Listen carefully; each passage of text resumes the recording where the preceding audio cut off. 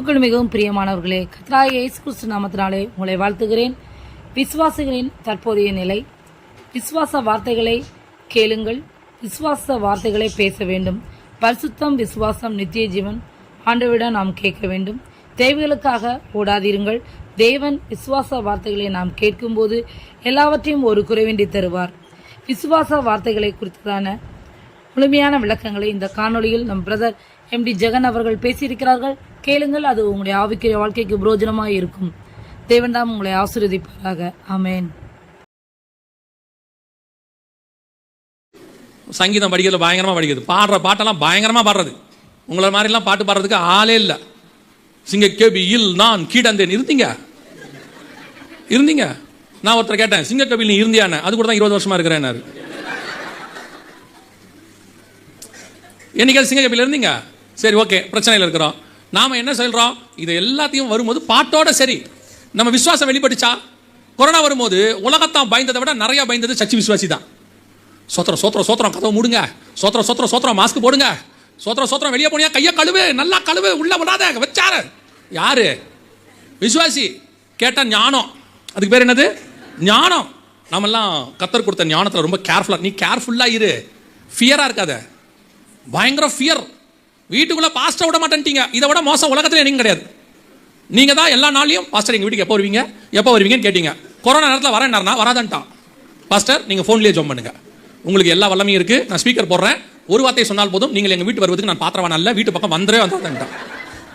யாரு? பாஸ்டர் சொல்றான். அவர் சொல்றாரு, இல்ல பிரதர் உங்க வீட்டுல யாருக்கோ ஜுரம் கேள்வி, எனக்கு ஜுரம் வீடு என்ன நாசமா போட்டு நீ மட்டும் வீட்டு பக்கம் வராதங்கிறான். அப்படி பயம். என்ன காரணம்? கொரோனாவை நீங்க ஜெயிக்கணும்னா, கொரோனா மட்டும் இல்ல, எந்த வியாதியை நீங்க ஜெயிக்கணும்னா, அந்த வியாதிக்கு மேல உங்களுக்கு அதிகாரம் இருக்கணும்னா உங்ககிட்ட ஒன்னு இருக்கணும். என்ன இருக்கணும்? விசுவாசம் ஒன்னு இருக்கணும்.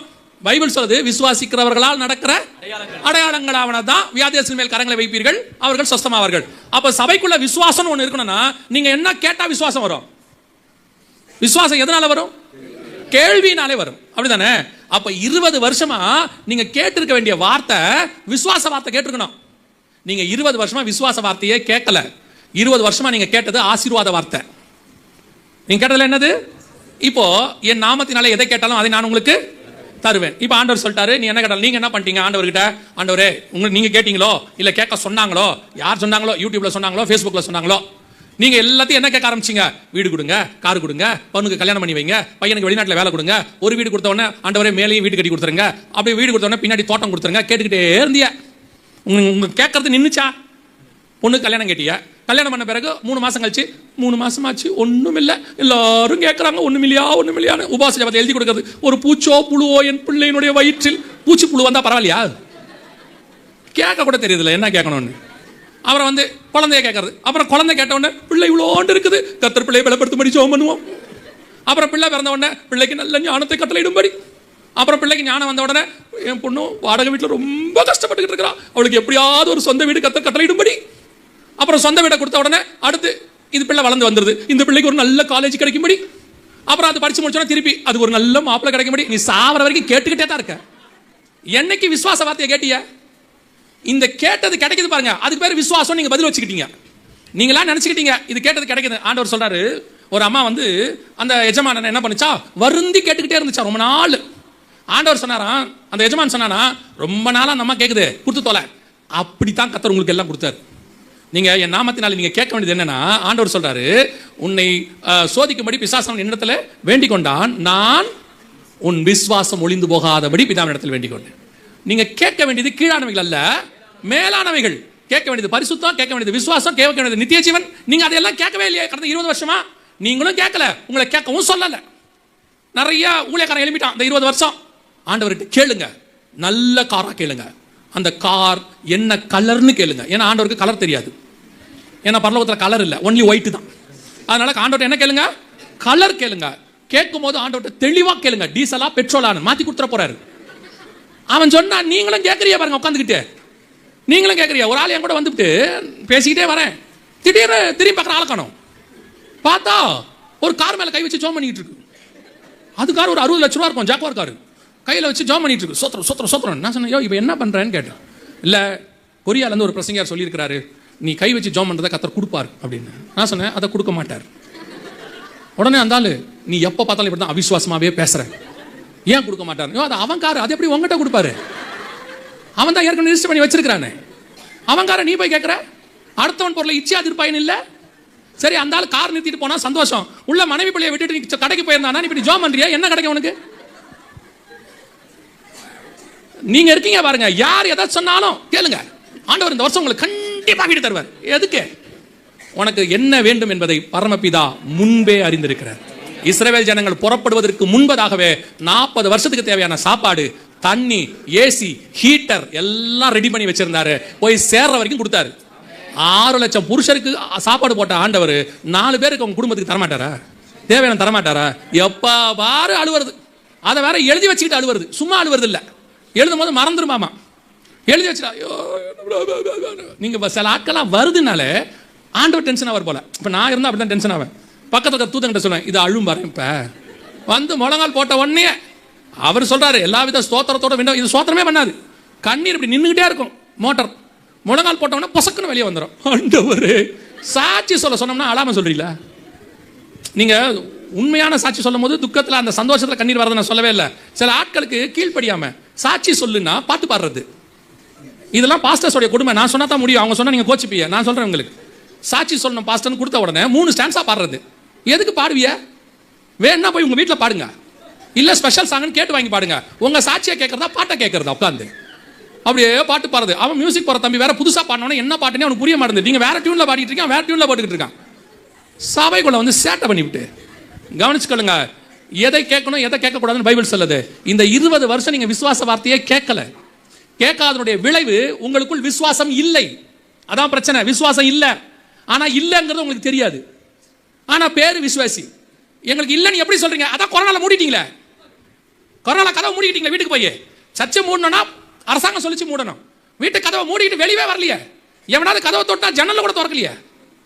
அப்படியே போன்ல கேட்குது, யாரு எங்க நிக்கிறீங்க? சானிடைசரை வாங்கி முன்னாடி பின்னாடி ஒரு சிலர்லாம் பார்த்தீங்கன்னா 3 ஹேண்ட் வாஷ் வச்சிருக்கான் வாஷ் பேஷன்ல. 1 கழுவி 2 கழுவி 3 கழுவி அவன் வீட்டில் சாப்பிட்றதுக்கு பேசாம சாப்பிடாம இருக்கலாம். ஏன் அப்படி பயந்திய? ஒரே காரணம், விசுவாசம் இல்லை, அவ்வளவுதான். ஆனா தேங்க் காட், இந்த கொரோனா வழியா உங்களுக்கு ஒன்று சொல்லி கொடுத்தாரு. விசுவாசம் இல்லை என்பதை கர்த்தர் தெரியப்படுத்தினார். வருகைக்கு முன்னாடியே தெரியப்படுத்திட்டாரு. ஏன்னா மனுஷகுமாரன் வரும்போது விசுவாசத்தை காண்பாரோ. சபை விசுவாசத்தில் வளரணும். விசுவாசத்தில் வளரணும்னா சபை விசுவாச வார்த்தைகளை கேட்கணும். எது விசுவாச வார்த்தை? இது வரைக்கும் நடந்தது எல்லாம் பைபிள்ல இருக்கு. அவைகளை எல்லாம் திருப்பி திருப்பி நீங்கள் கேட்கும் போது இதை செய்த ஆண்டவர் எனக்கும் செய்ய வல்லமை உள்ளவராய் இருக்கிறார். நீங்க எதை எடுத்துக்கிறீங்க? ஆண்டவர் தேசத்தை கொடுத்தார், எனக்கும் கொடுப்பார். அதைத்தான் எடுத்துக்கிறீங்க. வாதையில் காப்பாத்தினார் எடுத்திய, பஞ்சத்தில் காப்பாத்தினார் எடுத்தீங்க. நீங்க என்ன ஜெபம் பண்றீங்க? பஞ்சமே வரக்கூடாது, வாதையே வரக்கூடாது. கர்த்தர் இரக்கம் உள்ளவர். வாதை வராது, வரும், ஆனா எனக்கு வராது. அதான் விசுவாசம். நீங்க என்ன சொல்றீங்க? உலகத்துல எதுவுமே வரக்கூடாது. ஆண்டவர் சொல்றார், யுத்தங்களையும் யுத்தங்களின் செய்திகளையும் கேள்விப்படுவீர்கள். இவைகள் எல்லாம் சம்பவிக்க வேண்டியதை இதை தடுக்க முடியாதுங்கிறாரு. இது நடக்கும், ஆனா கலங்காதபடிக்கு எச்சரிக்கை. அது உனக்கும் எனக்கும் வராது. வரக்கூடாதுன்னா உனக்கும் எனக்கும் விசுவாசம் இருக்கணும். இன்னைக்கு ஒரு தீர்மானம் பண்ணுங்க. விசுவாச வார்த்தைகளை கேட்கணும், விசுவாச வார்த்தைகளை பேசணும். சும்மா விசுவாசங்கிற பேர்ல வீடு கிடைக்கும் கார் கிடைக்கும் பேசாதீங்க. இப்போ நீங்க கேட்ட எல்லாம் 20 வருஷமா ஆண்டவர் கொடுத்துட்டாரு. வீடு கொடுத்தாரு, கார் கொடுத்தாரு, படிப்பு கொடுத்தாரு, பணம் கொடுத்தாரு, நகை கொடுத்தாரு, எல்லாம் கொடுத்துட்டாரு. கொரோனால ஆக்சிஜன் சிலிண்டர் இல்லை, என்ன பண்ணிய? இவ்வளவு உங்ககிட்ட இருந்துச்சா? கிரெடிட் கார்டு இருந்துச்சா? பணம் இருந்துச்சா? நகை இருந்துச்சா? எல்லாம் இருந்துச்சு. ஹாஸ்பிட்டல்ல பெட் இல்லை, என்ன பண்ணிய? நடுத்தரில் காரை திறந்துட்டு படுத்து கிடந்திய. டிவியில் வந்துச்சா இல்லையா? எல்லாம் டோரை திறந்துட்டு சீட்டை சாச்சிக்கிட்டு படுத்து கிடக்கான். ஒரு பெட்டு அலையிறான். இல்லை, இப்போ புரிஞ்சுங்க எதை கேட்டிருக்கணும்னு. இப்போ நீங்க கேட்டு எதை கேட்டிருக்கணும்?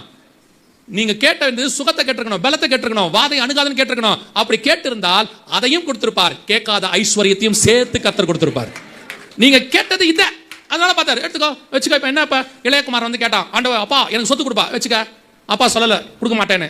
அவருக்கு தெரியும், மகனே ஒரு நாள் நீ பண்ணி திம்ப, பண்ணி திங்கிற தவுட்டன் என்ன பண்ணுவ? திம்ப. ஒரு நாள் நீ திரும்பி வருவேன்னு எனக்கு தெரியும், எடுத்துட்டு போடான்னாரு. என்னப்பா மூத்த பையன், என்னப்பா எல்லா சொத்தையும் கொடுத்தீங்க? அவன் எங்க போனாலும் இங்கே தாண்டா வருவான். எனக்கு நல்லா தெரியும். அப்பா வெயிட் பண்ணிட்டே இருந்தாரு. அதுதான் கொரோனாவில் உங்களுக்கு நடந்துச்சு அந்த 20 வருஷமா. வெறும் பண்ணி தவிட தான் தின்னிய. கோச்சிக்கிட்டீங்களா? கோச்சிக்குங்க, எனக்கு என்ன, இன்னும் அரை மணி நேரம் தான் இருக்கு, ஓடி போயிடுவேன். எனக்கு ஒன்றும் பிரச்சனையே கிடையாது.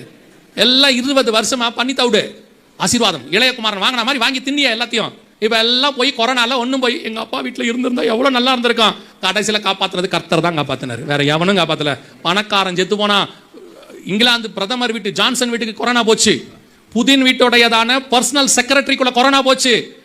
அமெரிக்க ஜனாதிபதி ஜோ பைடன் கிட்ட வந்துச்சு. ஆனா உனக்கும் எனக்கும் வரவில்லை. அதுக்கு காரணம் நான் தகப்பன் வீட்டில் இருந்ததுனால எனக்கு அது வரல. நம்ம ஒன்றும் பெரிய ஹைஜீனிக்கான ஆள்லாம் கிடையாது. ஸ்பெயின் நாட்டு இளவரசிக்கு கொரோனா வந்துச்சு. ஸ்பெயின் நாட்டு இளவரசியை விட நீங்கள் நானும் பாதுகாப்பாக இருந்தோம்.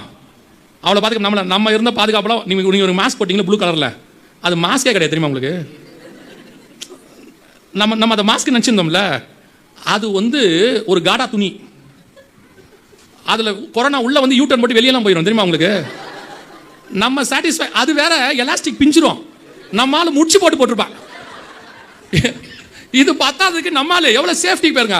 பாதி பேருக்கு மாஸ்க தாடியா தான் போட்டுருந்தா, அப்படி இடத்துக்கு கீழே தான் விட்டுருப்பா. போலீஸை பத்திரத்துக்கு மேலே போடுவா. இதுக்கு நடுவுலையும் கர்த்தர் நம்மளை காப்பாத்தி இருக்கிறார்னா அதற்கு காரணம் மாஸ்க் அல்ல, கர்த்தருடைய கிருபை மட்டும் நம்மளை காப்பாத்துச்சு. இப்போ நீங்க புரிஞ்சுக்க வேண்டியது என்னன்னா, இப்பவும் சொல்றேன், உங்கள் பணம், ஆஸ்தி, சம்பாத்தியம், வீடு, வாசல், பட்டம், பதவி, படிப்பு ஆபத்து காலத்தில் உதவாது. ஆபத்து காலத்தில் கர்த்தரை நோக்கி கூப்பிடு, அதுதான் உதவும். இது எதுக்கு இப்போ சொல்ற ஆண்டவர் தெரியுமா? எதுங்க முடிஞ்சு போனதை பத்தி சொல்றீங்க? முடிஞ்சு போனது ட்ரெய்லர். இனிதான் மெயின் விஷயமே வருது. இனிதான் முக்கியமான விஷயமே வருது. இப்பவும் கர்த்தர் சபையை ஆயத்தப்படுத்துகிறார். இனிமேட்டாவது விசுவாச வார்த்தைக்கு வாங்க. போதுமான ஆசீர்வாதத்தை கர்த்தர் கொடுத்திருக்கிறார். நீங்களும் நானும் காசா மக்களை விட நல்ல நிலைமையில் தான் இருக்கிறோம். நீங்களும் நானும் சூடான் மக்களை விட நல்ல நிலைமையில் தான் இருக்கிறோம். உலகத்தில் இருக்கிற எத்தனையோ ஜனங்களை பார்க்கிலும் கர்த்தர் நம்மை நன்றாகத்தான் வைத்திருக்கிறார். போதும் என்ற மனதுடன் கூடிய தெய்வ பக்தியே மிகுந்த ஆதாயம். அல்லேலூயா. நான் இந்த இயேசுவை ஏற்றுக்கொண்டு 33 வருஷம் ஆகுது. இந்த 33 வருஷத்துல நான் உங்களுக்கு சொல்றேன், என் தேவைகள் அத்தனையும் பரலோகம் சந்திச்சிருக்கு.